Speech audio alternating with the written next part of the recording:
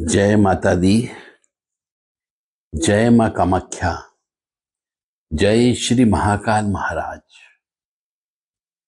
शिव शक्ति दोनों को बारंबार नमन है। देव राधा ट्रस्ट के माध्यम से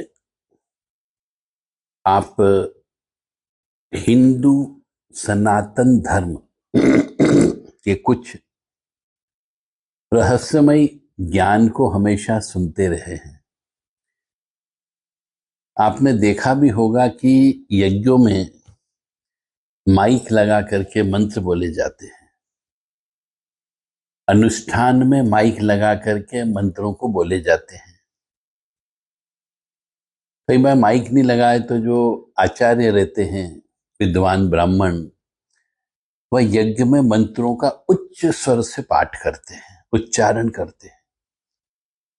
तो कभी आपने क्यों नहीं सोचा, यह हो सकता कभी आपके मन में आया हो कि मंत्र का उच्च स्वर से उच्चारण क्यों करना चाहिए?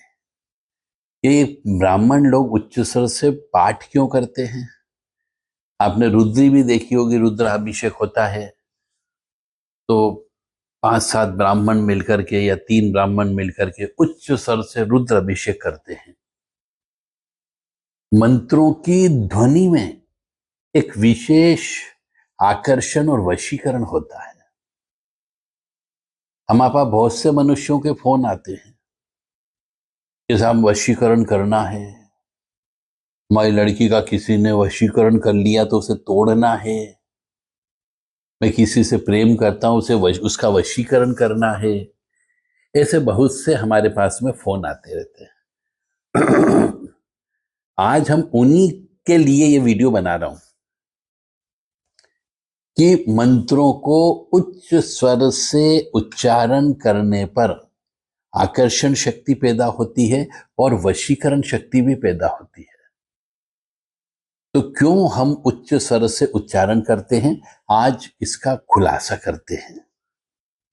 और मेरी आप सबसे विनम्र निवेदन है कि आप जब भी पाठ करें, चाहे हनुमान चालीसा का पाठ करें, चाहे बजरंग बाण का पाठ करें, चाहे हनुमान बाहु का पाठ करें, चाहे दुर्गा सप्तशती के किसी भी अध्याय का पाठ करें,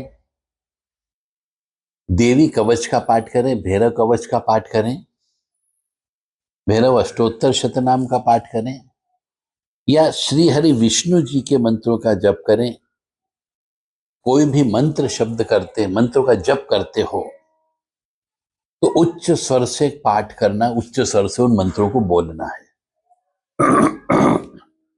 कुछ कुछ तब तथा कथित ही कहूंगा, क्योंकि मैं जितने भी साधु संत हैं, ये गुरु लोग हैं, उनमें से कुछ तथाकथित गुरु की बात कर रहा हूं। वो कहते हैं कि हमने जो मंत्र दिया किसी के सामने बोलना मत, ये गुरु मंत्र है। तो वो उस मंत्र की शक्ति को छिपाना चाहते हैं। अरे मंत्र तो सार्वभौमिक है। ऋषि मुनि हमारे मंत्रों को यदि गोपनीय रखते तो आज मनुष्यों के पास मंत्र ही नहीं होता, ये दुर्गा सप्तशती ही नहीं होती, ये महामृत्युंजय मंत्र नहीं होता, गायत्री मंत्र नहीं होता। विचार करो, आप पढ़े लिखे हो, मनन करो कि आपके गुरु ने यदि आपको मंत्र दिया और बोल दिया कि इसको गुप्त रखना, तो वो मैं तथाकथित गुरु ही कहूंगा उसको। अब मैं अपने वाणी से कोई गलत शब्दों का इस्तेमाल नहीं कर सकता, क्योंकि वाणी से गलत शब्दों का इस्तेमाल करूंगा तो मेरी ही वाणी खराब हुई, मेरे ही कर्म खराब हो गए। तो मैं तथाकथित गुरु शब्द यूज कर रहा हूं। ऐसे गुरु जो मंत्रों को रोकने का काम करते हैं, आबद्ध करने का काम करते हैं, रुकावटें उत्पन्न करने का काम करते हैं कि गुरु मंत्र को किसी के सामने मत बताना। अरे मंत्र तो ब्रह्मांड में घूम रहे हैं। हमारे ऋषि मुनि ने भी ईश्वर से, परमपिता परमात्मा से, आद्य शक्ति से मंत्रों को प्राप्त किया है, और जो मंत्र उनने प्राप्त किए उन्हीं मंत्रों को आगे की पीढ़ी के लिए उनने मंत्रों को दिया है। तभी तो आपके पास में गायत्री मंत्र है, तभी तो आपके पास में महामृत्युंजय मंत्र है, तभी तो आपके पास में कवच है, तभी तो स्तुति है, तभी तो अष्टोत्तर शतनाम है। अगर ऐसा होता कि वह गुरु मंत्र को कील देते, बंद कर देते, किसी को नहीं बताते, तो क्या आपके पास ये मंत्र होते? नहीं होते। इसका मतलब कोई भी मंत्र हो, उस मंत्र को जब भी हवन पूजन जब तब करें, उच्च स्वर से उच्चारण करना चाहिए। तो यहां पर जो पुरानी कुछ गुरु लोगों ने मान्यता बना दी, कुछ गुरु लोगों ने, सबने नहीं, कि गुरु मंत्र को किसी के सामने प्रकट नहीं करना चाहिए, सरासर गलत है। मैंने कारण आपको बता दिया है कि यदि गुरु मंत्र को हम बंद करके रख देंगे, किसी के सामने प्रकट नहीं करेंगे, तो आपके मरते समय वो मंत्र आपके साथ ही डूब गया,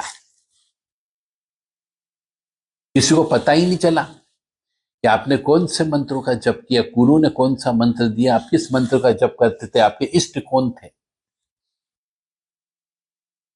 और आज मुझे भी या अन्य व्यक्तियों को भी मंत्र ही प्राप्त नहीं होते यदि हमारे बड़े बुजुर्ग ऋषि मुनि उन मंत्रों को अपने साथ ही लेकर के मर जाते। पर उन्होंने ऐसा नहीं किया, क्योंकि वो जानते थे यदि मेरे को जो मंत्र किसी देवी जी ने दिया है, शिव जी ने दिया है, किसी देवता ने दिया है, यदि मैं किसी को सामने प्रकट नहीं करूंगा, तो ये मंत्र की शक्ति और ये मंत्र मेरे साथ ही विलुप्त हो जाएगा, गायब हो जाएगा। इससे किसी का भला नहीं होने वाला है। तो हम आज इस रहस्य से पर्दा आपके सामने खोल रहे हैं कि यज्ञ में मंत्रों का उच्च स्वर से उच्चारण करना चाहिए। क्यों करना चाहिए? क्योंकि कहा जाता है कि यज्ञ के माध्यम से या जप तप के माध्यम से देवता प्रकट होकर मनोवांछित वर प्रदान करते हैं।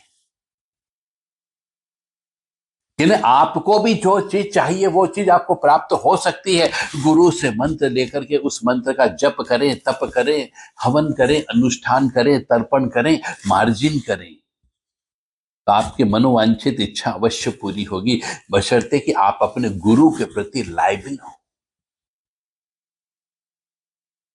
गुरु के आदेश का पालन करते हो, गुरु के नियम धर्म के अनुसार चलते हो, गुरु ने जो कानून बताया उनका पालन करते हो, तो वो मंत्र आपके लिए काम करेगा।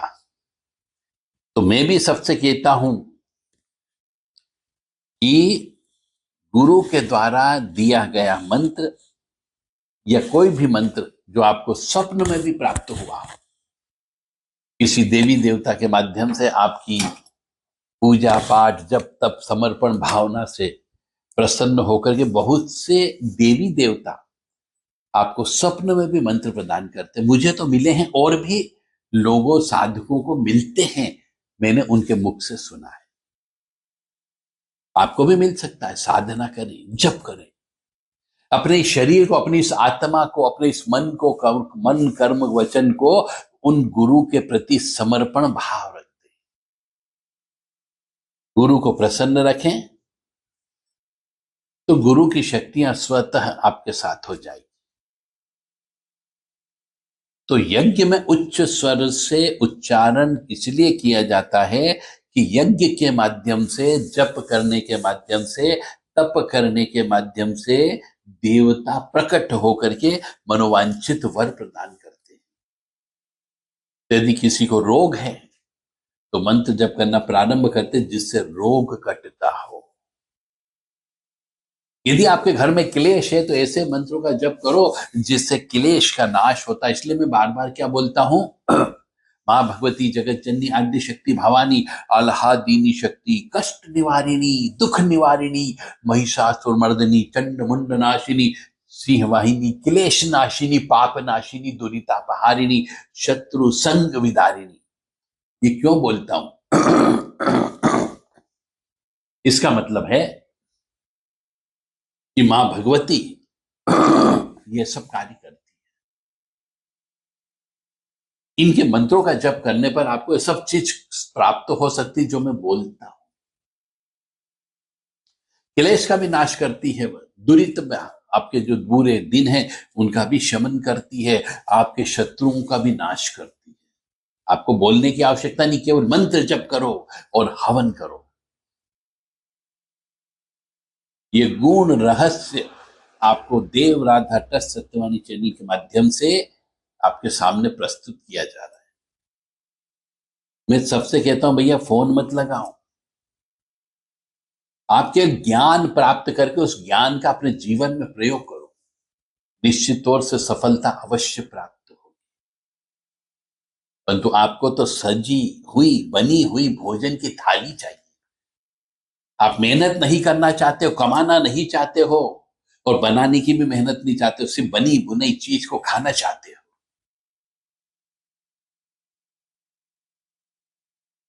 तो यज्ञ में मंत्रों का उच्च स्वर से पाठ इसलिए किया जाता है और यज्ञ में उच्च स्वर से इसलिए बोल करके हवन किया जाता है कि यज्ञ के माध्यम से देवता और देवियां प्रकट होकर के मनोवांछित वर प्रदान करती है। अब चाहे वो वेद मंत्र हो, चाहे यज्ञ के मंत्र हो, उनकी शक्ति बहुत शक्तिशाली होती है, जिसके द्वारा भगवान परमपिता परमात्मा शिव और अन्य देवराज इंद्र सहित शक्तिशाली देवता को भी आने के लिए विवश किया जा सकता है। यानी कहीं पर वर्षा नहीं हो रही हो तो मंत्र के माध्यम से वर्षा की जा सकती है।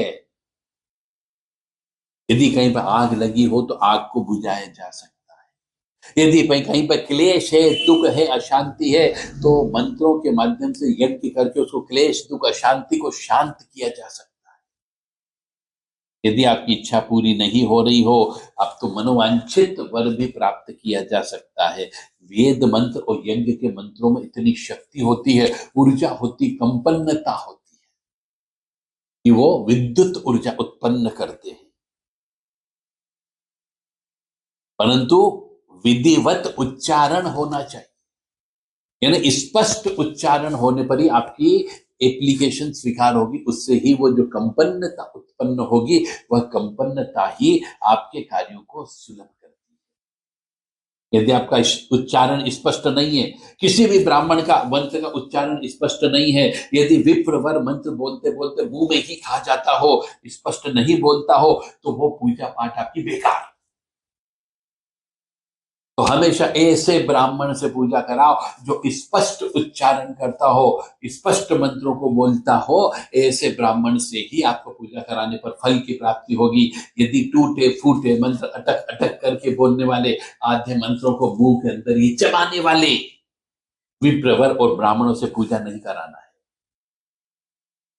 आपकी कोई पूजा बेकार नहीं होगी, आपकी दक्षिणा बेकार हो जाती है, आपका पूजा का सामान बेकार हो जाता है, आपका समय बर्बाद हो जाता है।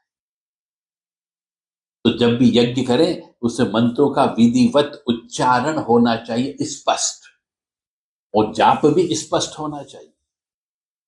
और जब हम स्पष्ट उच्चारण के माध्यम से, स्पष्ट जप के माध्यम से आहुतियां देते हैं, तो आकाश में जो अदृश्य आध्यात्मिक विद्युत तरंगे फैल रही है और वे उपस्थित लोगों के मनों से बुराइयां दूर करती है। ये मंत्र पापों का नाश करते हैं, द्वेष की भावना को समाप्त करते हैं, वासना को समाप्त करते हैं, मन की कुटिलता का नाश हो जाता है, अनीति में नहीं जाते हैं, और स्वार्थपरता जो होती मनुष्य के अंदर, स्वार्थी मनुष्य होता है, उसको हटाने का काम करती है। इसलिए मंत्र को उच्च स्वर से, ऊंचे स्वर से उच्चारण के माध्यम से जप करना चाहिए और हवन करना चाहिए। तो आज आपको समझ में आ गई होगी कि उच्च स्वर से स्तुति का पाठ करने, उच्च स्वर से मंत्रों का पाठ करने से, उच्च स्वर से मंत्रों का हवन करने से, यज्ञ करने से आपकी हर मनोकामना पूर्ण हो सकती है, बशर्ते कि आप उस देवता के प्रति, उस मंत्र के प्रति समर्पण भावना रखते हो और उस देवता के नियम कानून के अनुसार चलते हो, उनके जो दिशा निर्देश उनके अनुसार चलते हो। अब आप हनुमान जी का यज्ञ करते हो और उधर आप शराब मांस खाते हो, तो वो कोई फलित नहीं होगा। जैसा देवता है वैसा ही आपको मंत्र जप करना है, वैसे ही क्रिया आपको करना, वैसा ही समर्पण भाव उस देवता के प्रति रखना होगा, वैसा ही आपको आचार विचार होना चाहिए, वैसा ही खान पान होना चाहिए, तो फलित होगा, अन्यथा फलित नहीं होगा। तो यज्ञ के माध्यम से हम जब यज्ञ करते हैं, आहुतियां देते हैं, तो उससे विद्युत ऊर्जा उत्पन्न होती है, और आकाश में जो विद्युत तरंगे फैल रही है, उन तरंगों से हमारे यहाँ की तरंगे मिलती है, चुंबकीय तरंगे प्राप्त होती है, और जब ये एक दूसरे से मुलाकात हो जाती है तो मनुष्य के पाप धुल जाते हैं, मनुष्य की बुराइयां नष्ट हो जाती है, मनुष्य की वासना नष्ट हो जाती है, मनुष्य में द्वेष की भावना खत्म हो जाती है, मनुष्य में जो मन में कुटिलता होती है वो कुटिलता समाप्त हो जाती है, और मनुष्य की स्वार्थी प्रवृत्ति का नाश हो जाता है। इतनी बड़ी बात सिर्फ मंत्र के स्पष्ट उच्चारण के माध्यम से, हवन करने से होता है। क्यों नहीं करते? अब मैं ये शब्द यूज करूंगा, आप अपने घर में हवन क्यों नहीं करते? आप अपने घर में सप्ताह में एक दिन हवन क्यों नहीं करते? आप अपने सब महीने में एक बार हवन क्यों नहीं करते, सब मिलकर के? या सब मिलकर के रोजाना सूर्यास्त के समय पे हनुमान चालीसा का पाठ क्यों नहीं करते?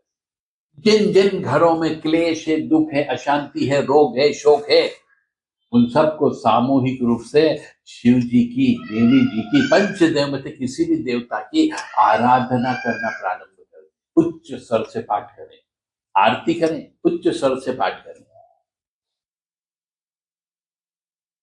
राम राम राम, राम राम राम, राम राम राम, श्री राम राम राम। ओम ह्रीं आपदाम भर्तारम दातारम सर्वसंपदाम लोकाभिरामम श्रीरामम भूयो भूयो नमामि।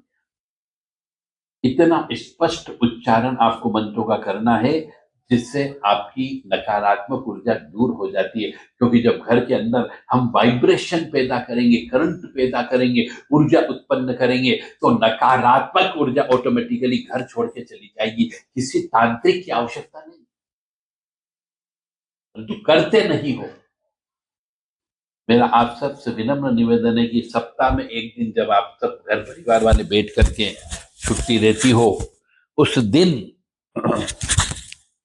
हवन पूजन अवश्य करें, हनुमान चालीसा का पाठ करें, बजरंग बाण का पाठ करें, श्री हरि विष्णु जी की स्तुति करें, शिव जी की स्तुति का पाठ करें, दुर्गा स्तुति का पाठ करें।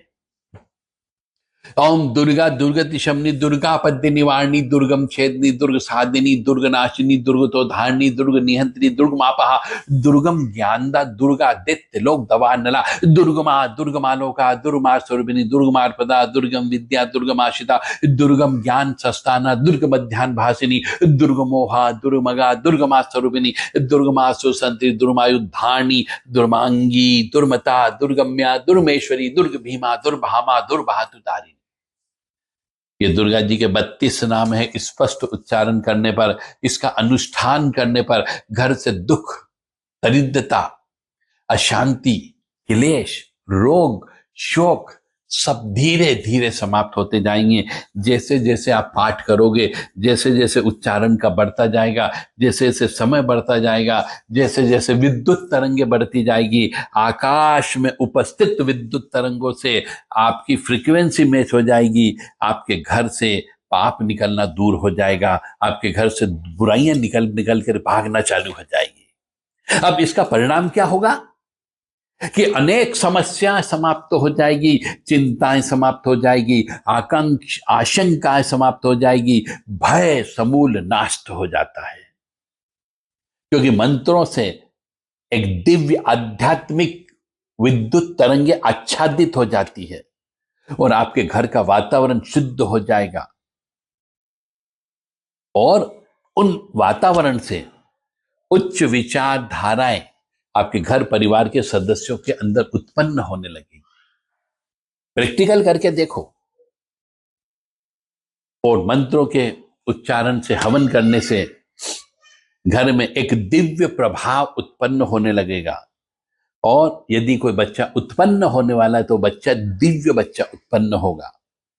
और सभी मनुष्यों जो भी जप तप करते हवन करते हैं, उनके अंतर आत्मा में प्रेम की भावना जागृत हो जाएगी, सद्भाव की भावना जागृत हो जाएगी, ईमानदारी की भावना जागृत हो जाएगी, आस्तिकता उनके अंतर्गत आ जाएगी, संयम उनके अंदर आ जाएगा, सदाचार आ जाएंगे। ऐसे लक्षण प्रकट होने लगते हैं, बशर्ते कि आप उच्च स्वर से मंत्रों का हवन करें। ओम भूर्भुवः स्वः तत्सवितुर्वरेण्यं भर्गो देवस्य धीमहि धियो यो नः प्रचोदयात्। बिल्कुल साधारण सिंपल सा मंत्र है, कोई कठिन संस्कृत नहीं है। आप इस मंत्र से भी रोजाना 108 आहुति देना प्रारंभ करें, फिर देखें आपके घर में सुख समृद्धि शांति नहीं आए तो हम बैठे हुए। प्रैक्टिकल करो। मैं बार बार एक शब्द यूज करता हूं कि स्वयं करके देखो, किसी के भरोसे मत रहो। हमारे बहुत से धार्मिक ग्रंथ हैं, उनको आप पढ़ो, उसमें यज्ञ की महत्वता के बारे में बताया गया है। दैनिक यज्ञ कैसे करें वो भी बताया गया है। विशिष्ट उद्देश्यों के लिए कौन सा यज्ञ करें उसके बारे में भी बताया गया है। और मंत्र कितने जप करना चाहिए, 1000 की संख्या में जप करें कि लाख की संख्या में जप करें कि करोड़ की संख्या में जप करें, और कितनी आहुति यज्ञ में देनी चाहिए और कितनी आहुति करें, कितने जप करें कि इच्छित फल की प्राप्ति हो। ऐसे बहुत से हमारे धार्मिक ग्रंथ है, उसमें बताया गया है, परंतु आप करना नहीं चाहते। आप अनास्तिक के नास्तिक ही बने रहना चाहते हो। नवग्रह का मंत्र आप जप करो, सभी के नवग्रह शांत हो जाएंगे, कोई भी गलत आपको नुकसान पहुंचा ही नहीं सकता। रोजाना सब व्यक्ति मिलकर के शाम के वक्त में या रात के वक्त में जब सब उपस्थित हो जाते हैं, चाहे 8 बजे उपस्थित होते हो चाहे 9 बजे उपस्थित होते हैं, सब मिलकर के नवग्रह शांति का यज्ञ प्रतिदिन करने से हर मनुष्य की जो उसमें शामिल होगा, जो आवाज सुनेगा, सबके नवग्रह से आने वाली किरणें धनात्मक ऊर्जा में परिवर्तन हो जाती है। ओम ब्रह्मा मुरारी त्रिपुरांतकारी भानु शशि भूमि सुतो बुदश्य गुरुश्च शुक्र शनि राहु केतवे सर्वे ग्रह शांति करा भवन्तु। सिर्फ बोलने से मतलब है, सर्वे ग्रह शांति करा भवन्तु, यानी सभी ग्रह की शांति हो जाएगी, चाहे काल सब दोष हो, चाहे नाग दोष हो, चाहे पितृ दोष हो, चाहे राहु केतु खराब बैठा हो, चाहे शनि खराब बैठा हो, सब बैलेंस हो जाएंगे, बशर्ते कि रोजाना हवन करें। ये यज्ञ की महत्व, जितने भी बड़े बड़े मनुष्य हैं, जितने भी साधु संत हैं, जितने भी त्यागी तपस्वी हैं, जितने भी तंत्र मंत्र का काम करते हैं, वह सब प्रतिदिन हवन करते हैं। उनकी अंतरात्मा से पूछो तो वो अवश्य बताएंगे कि उनके पास ये शक्ति कैसे प्राप्त हुई। केवल और केवल हवन करने से ही शक्ति प्राप्त होती है। तो आपके घर में भी यदि क्लेश हो, दुख हो, अशांति हो, तो उच्च स्वर से मंत्रों का पाठ करें, उच्च स्वर से स्तुतियों का स्तवन करें, उच्च स्वर से मंत्रों बोल करके हवन अवश्य करें। इस प्रकार मंत्र जप से प्रचंड उत्पन्न शक्ति, शब्द शक्ति उत्पन्न होती है। और यदि कोई मनुष्य है, साधना कर रहा है, संकल्प के बल से अंतरिक्ष में बहुत सी देवी चेतना है, वह इकट्ठी हो जाती है और साधक को सिद्धियां प्रदान कर देती है। इसलिए मंत्र जब उच्च स्वर से पाठ करना चाहिए। और यज्ञ की प्रक्रिया में मंत्रों की शक्ति का पता चलता है। मंत्र संतुलित ध्वनि के द्वारा मानसिक रोग उपचार करने में भी भूमिका निभाते हैं। यदि किसी व्यक्ति को रोग हो गया हो, लाइलाज बीमारी हो गई हो, ब्लड प्रेशर की बीमारी हो गई हो, या फिर शुगर की बीमारी हो गई हो, प्रतिदिन हवन करने से, महामृत्युंजय का हवन करने से आपके रोग दूर हो सकते हैं, रोग का शमन हो सकता है, आयुर्वेदिक दवाएं लगना प्रारंभ हो जाती है। तो मंत्र में भयंकर ताकत होती है। इसलिए आप सबसे विनम्र निवेदन है कि मंत्र शक्ति को आप समझें और मंत्र शक्ति का प्रयोग करके रोजाना हवन करें। सप्ताह में 1 दिन तो हवन अवश्य करें। अपने कुल देवी देव का हवन करें, इष्ट देव का हवन करें, घर में बैठे हुए पंच देव होते हैं उन पंच देव का हवन करें, स्थान के देवी देवता का हवन करें और सुख, समृद्धि और शांति के साथ में आनंदमय जीवन व्यतीत कर सकते हैं। आप केवल 41 दिन करके देखो, संकल्प लेकर के कि हम 41 दिन तक घर परिवार के सभी सदस्य मिल करके हम यज्ञ करेंगे, हमारे घर में सुख, समृद्धि, शांति आ जाए, इसलिए यज्ञ कर रहे हैं। तो सभी व्यक्ति, जितने भी घर परिवार के सदस्य हों, सबको बिठा करके यज्ञ करना प्रारंभ करें। अब यज्ञ कैसे किया जाता है, हवन कैसे किया जाता है, ये आपको यदि नहीं मालूम है तो आप देव राधा ट्रस्ट सत्यवाणी चैनल से सरल हवन पद्धति नामक की किताब लिखी गई है, कोई भी व्यक्ति उसको पढ़ करके हवन कर सकता है, वह किताब आप मंगा सकते हो। उस किताब की कीमत है केवल 250 रुपए। सरल हवन पद्धति की किताब की कीमत 250 रुपए है। आप चाहें तो अपना पूरा नाम, पूरा पता, phone number, mobile number, pin code number बताते हुए वह किताब प्राप्त कर सकते हैं। सरल भाषा में लिखी गई है, कोई भी व्यक्ति उस किताब को पढ़ करके सिस्टमेटिक वे में, विधि विधान से हवन प्रतिदिन कर सकता है, प्रतिदिन उस किताब को पढ़ करके। जय माता दी, जय मां कामाख्या, जय श्री महाकाल महाराज। ओम मृत्युंजय महादेव त्राहि मां शरणागतम जन्म मृत्यु जरा व्याधि पीड़ितम कर्म बंधने।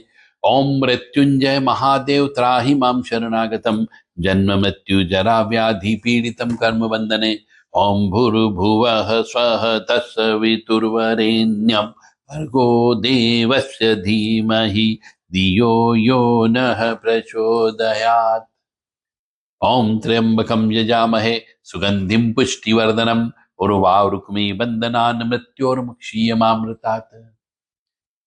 क्रीं कालिकाय नमः, हम हनुमते नमः, ओम ह्रीं हनुमते रामदूताय नमः, ओम ह्रीं क्लीं कपालिनी कंकालिनी भकार द क्रीं क्रीं क्रीं ह्रीं ह्रीं होम होम दक्षिण काली के क्रीं क्रीं क्रीं ह्रीं ह्रीं होम होम। इस प्रकार से स्पष्ट उच्चारण के माध्यम से आप अपने घर में विद्युत तरंगें उत्पन्न करके, ब्रह्मांड में घूमने वाली विद्युत तरंगों से अपनी फ्रीक्वेंसी मैच करके घर में सुख, समृद्धि, शांति और आनंद हर कोई व्यक्ति ला सकता है। करना आपका काम है। यदि आप यज्ञ करना सीखना चाहते हो तो भी देव राधा ट्रस्ट सत्यवाणी चैनल से संपर्क कर सकते हैं। हम आपको रहने, खाने पीने की सुविधा के साथ में अपने आश्रम पर रख करके आपको यज्ञ करना सिखा सकते हैं। केवल 3 दिन में, केवल 3 दिन आपको हमारे साथ में रहना है, हम आपको यज्ञ करना सिखा सकते हैं और जो मंत्र करना, उन मंत्र की दीक्षा भी दी जा सकती है। जय माता दी, जय मां कामाख्या, जय श्री महाकाल महाराज।